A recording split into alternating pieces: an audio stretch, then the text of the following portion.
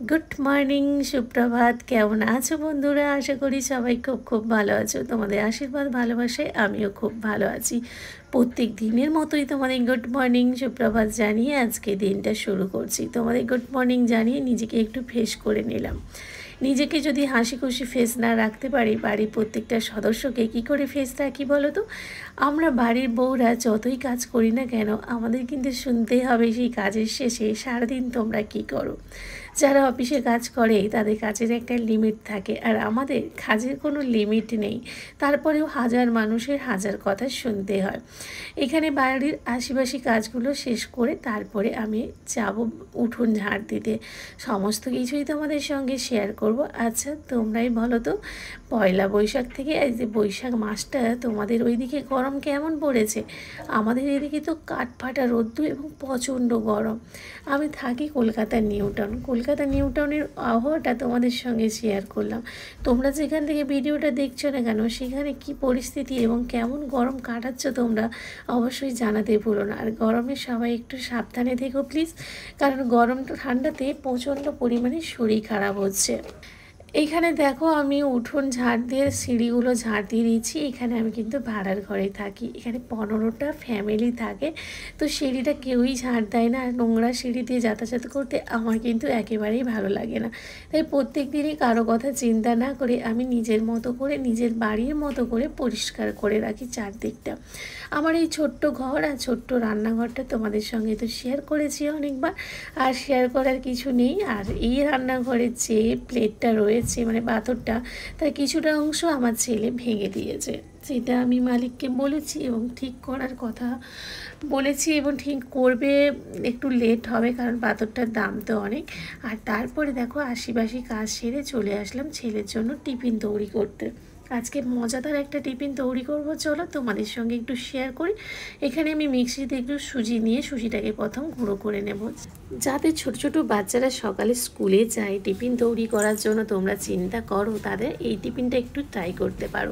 সুজিটাকে একবার মিক্সিতে গুঁড়ো করে নিয়েছি, তারপরে সে টুকরো করা আলুগুলো দিয়ে দিলাম, আর টক দই দিয়ে ভালো করে আবারও মিক্সি করে ঘুরিয়ে নিতে হবে, যাতে আলু টক দই সমস্ত কিছু এখানে মিশে যায় সুজির সঙ্গে। একটু পরিমাণ মতো লবণও দিয়ে দিয়েছিলাম। তারপর দেখো এই যে পেস্টটা করে নিয়েছি, এই পেস্টের সঙ্গে আমি কিছুটা গাজর ঘষে দিয়ে দেবো। আমি এখানে শুধুমাত্র গাজর দিয়েছিলাম, তোমরা চাইলে অন্য রকম সবজিও দিতে পারো, তাহলে দেখতে আরও সুন্দর লাগবে। তোমরা ক্যাপসিকাম দিতে পারো, বাঁধাকপি দিতে পারো, বা পেঁয়াজ দিতে পারো। আমি আজকে পেঁয়াজ টেয়াজ কিছুই দিইনি, আর আমার ছেলে ঝাল খেতে একেবারেই পছন্দ করে না, তাই তো ঝাল একেবারেই দিইনি।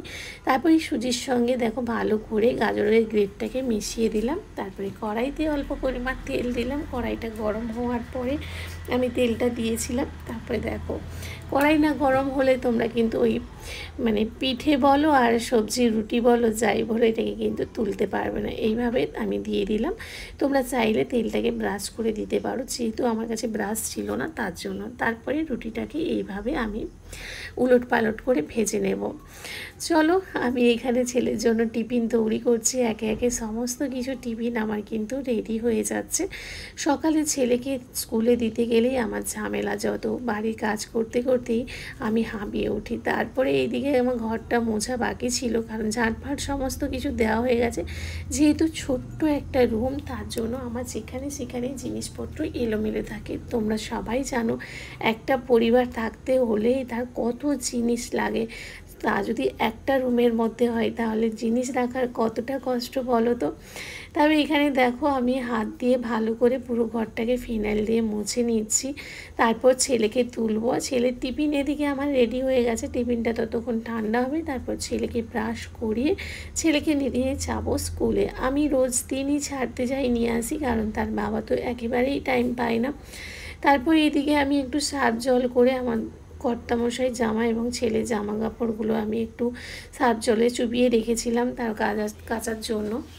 এরপর আমি কি চান করতে যাব, তার আগে আমি ব্রাশটা করে নিচ্ছি। এখানে ব্রাশ ট্রাশ করার পরে আমি সোজা চলে গেলাম একেবারে চান করতে। আর চান করার পর আমি চলে এসেছি ফাইনাল, দেখতে পাচ্ছ। এবার চান করে এসে আমি মাথাটায় ভালো করে চপাঝপ চিরুনি দিয়ে মাথাটাকে এরকম চুলটা গুছিয়ে নিলাম। তারপরে আমি এখানে ঠাকুরের সিঁদুর পরি, তোমরা জানো প্রত্যেক দিনই আমি ঠাকুরের সিঁদুর ব্যবহার করি, আমি অন্য কিছু পড়ি না। তারপর ঠাকুরের হলুদ একটু লাগিয়ে দিলাম গলায় কপালে। এর একটা মন্ত্র আছে, তোমরা যদি চাও তাহলে অবশ্যই মন্ত্রটা একদিন তোমাদের সঙ্গে শেয়ার করব। তারপর চলে যাব আমি ঠাকুর পুজো দিতে। আর এর আগে আমি ছেলের ব্যাগটা গুছিয়ে নিচ্ছিলাম, কারণ ওরও স্কুলে যাওয়ার টাইম হয়ে গেছে। ছেলের স্কুল থাকে 8:30টায়, 8:30টার মধ্যে আমার বাড়ির সমস্ত কাজ শেষ করতে হয়। চান ধান করে তারপরেই কিন্তু আমি ছেলেকে নিয়ে স্কুলে যাই, কারণ চান না করে পুজো দিয়ে আমি কোথাও বেরাই না। তার জন্য খুব ভোরে উঠতে হয়। আর এইদিকে ছেলের টিফিনগুলোকে আমি 2 হাত দিয়ে, দেখো কত সুন্দর তুলতুলে নরম হয়েছে, 2 হাত দিয়ে এরকম ছিঁড়ে ছিঁড়ে দিচ্ছিলাম, তাতে ছোট টিফিন কৌটোতে ভালোভাবে ধরে যাবে। আর আমার ছেলের একটা অভ্যাস আছে যে সস না দিলে কিন্তু খাবে না, তার জন্য সস দিয়ে আমি রেডি করে দিয়েছিলাম। এখানে একটা কথা মনে রাখতে হবে প্রত্যেকটা মাকে, যে ছেলেদের টিফিনের সঙ্গে সঙ্গে, খাবারের সঙ্গে সঙ্গে জলটাও কিন্তু জরুরি। তাই আমি প্রত্যেক দিনই আমার ছেলের টিফিনের জলটা আলাদা আলাদা করে দেওয়ার চেষ্টা করি। কোনো দিন গ্লুকন্ডি, কোনো দিন ওআরএস, বা কোনো দিন পালোর শরবত দিই। পালোটা কী জিনিস তোমরা যদি কেউ না জানো তাহলে বলবে, আমি কিন্তু অবশ্যই জানিয়ে দেবো। এখানে আমার ঠাকুর পুজো দেওয়া হয়ে গেছে এবং আমি ঠাকুরকে প্রণামও করে নিলাম। প্রদীপ জ্বলে উঠেছে, তোমরা দেখতেই পাচ্ছ। পুজোটা তোমাদের সঙ্গে শেয়ার করে নিই। ঠাকুরের প্রণাম করে আমি সোজা রেডি হয়ে ছেলেকে দিতে যাব বলে রেডি হয়ে গেছিলাম। ছেলেকে দিতে যাওয়াটা তোমাদের সঙ্গে শেয়ার করলাম না। আর এদিকে কর্তামশাইয়ের জন্য একটা ছাতুর শরবত বানিয়ে দিচ্ছি। এখানে আমি ছাতু নিয়ে নিয়েছি, আর ছাতুর সঙ্গে মিশিয়ে দিলাম টক দই, সঙ্গে দেবো আমি 2টো কলা।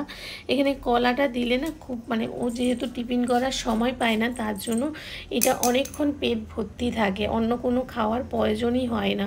তারপরে একটু বিট লবণ দিয়ে ভালো করে এটা মিক্সি করে ঘুরিয়ে নিয়েছিলাম। আর এখানে একটু চাট মশলাও মিশিয়ে দিলাম, যাতে টেস্টি টেস্টি জিনিসটা হয়।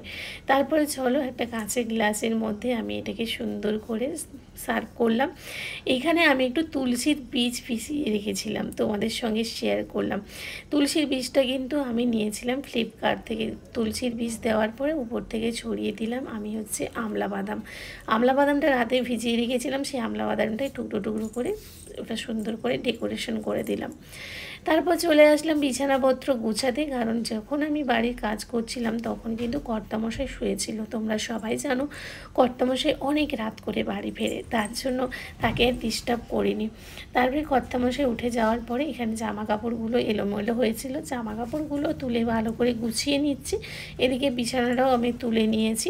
আচ্ছা, আমার মতো তোমরা কে কে এরকম বিজি থাকো প্রত্যেক দিন? জানি সমস্ত মেয়েরাই কিন্তু বিজি থাকো, তবে আমি মনে হয় একটু বেশি বিজি থাকি, কারণ আমার সংসারের সঙ্গে সঙ্গে আমার একটা দোকানও আছে। আর সেই দোকানের ভিডিও তো তোমাদের সঙ্গে রোজ দিনই শেয়ার করি, তাই না বলো? তার সঙ্গে একটা ছোট্ট দুষ্টু আছে আমাদের, সেই দুষ্টুকে স্কুল টিউশন নিয়ে যাওয়া, অনেক কিছুর ব্যাপার থাকে। আমার ধরার মতো কেউ নেই, আর কাউকে বলে ছেলে লক্ষ্য রাখার মতো কেউ নেই। সমস্ত কিছুই নিজের হাতে করতে হয়। মানে মায়েদের যে কতটা কষ্ট, নিজে মা না হলে সত্যিই বোঝা যায় না। আমরা কত কী করি মায়ের সঙ্গে, মায়ের উপরে রাগ দেখাই, এখন বুঝতে পারি যে মায়েদের সত্যি কতটা কষ্ট। এদিকে ছেলেদের, মানে আমার ছেলের জামা কাপড়গুলো আমি ছোট্ট ছোট করে গুছিয়ে আলমারির মধ্যে রেখে, প্রচুর খিদে পেয়েছিল তাই টিফিন করার জন্য আমি সেই যে ছাতুর শরবতটা করেছিলাম সেটা খেয়ে আজকে ব্লগটা শেষ করছি। সবাই ভালো থেকো, সুস্থ থেকো, টাটা।